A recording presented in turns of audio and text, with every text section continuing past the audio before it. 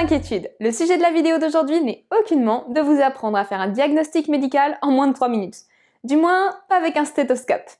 Non, aujourd'hui, dans notre défi 52 semaines pour découvrir 52 outils, nous allons vous initier au bilan de santé agile et au code de la route, grâce au Squad Health Check. La semaine dernière, nous vous avons donné quelques clés pour construire vos critères de succès et les actions en découlant. Mais comment réaliser le suivi? Et comment savoir comment se porte l'équipe à ce sujet? Le Squad Health Check y répond. Le but de cet outil est de réunir tout le monde pour prendre le pouls, faire un rapide diagnostic de l'ensemble. Ce bilan est souvent motivé par le manager. Mais comment? C'est là que le code de la route entre en jeu. Avant même de commencer à l'étudier, tout enfant sait une chose. Passer au feu rouge, c'est interdit, à l'orange, c'est tendu et au vert, c'est ok.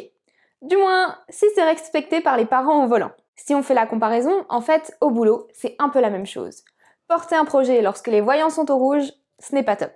Le Squad Health Check propose d'utiliser les feux rouges pour imager les ressentis de l'équipe. Cet outil peut venir interroger les ressentis de l'équipe sur des éléments de vie, des critères de succès, des actions mises en place depuis longtemps ou même une période cruciale. Honnêtement, il peut répondre à presque tous les sujets si c'est bien préparé en amont. Pour que les deux façons de procéder, individuelle et collective, soient plus claires, nous allons prendre des exemples. Commençons par le ressenti individuel, plutôt adapté lors d'une discussion autour de la qualité de vie au travail par exemple, car c'est un ressenti qui va varier d'une personne à l'autre. Nous prendrons 3 critères, choisis par le manager. La cohésion de l'équipe, l'organisation du temps de travail et la motivation pour la réalisation des projets. Et en haut, nous allons noter toutes les personnes de l'équipe. Ici, Paul, Marc, Eugénie et Jeanne. Chacun aura un petit rond dans lequel il pourra venir se positionner par rapport aux critères. Rouge, ça ne va pas. Vert, ça va.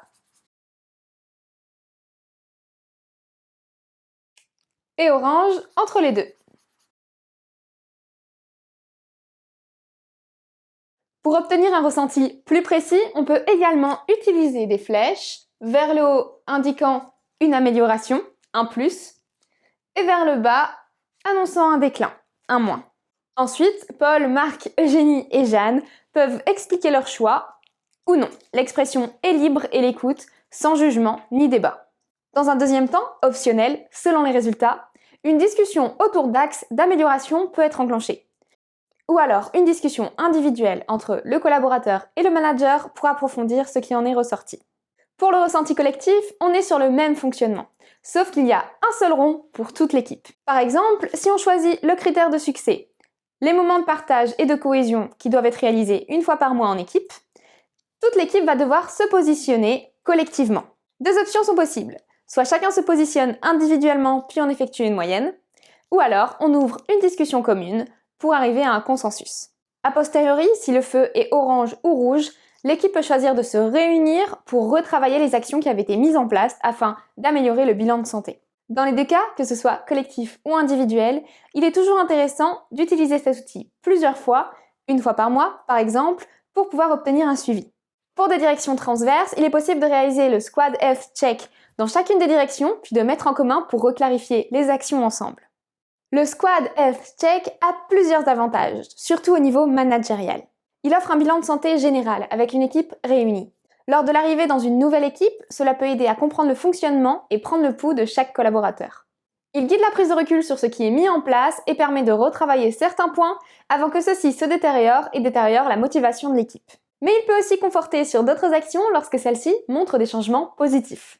C'est un très bon outil de conversation, de connexion et de coopération. Réservé entre 30 à 45 minutes d'échange, un peu plus si vous souhaitez remodeler certaines actions.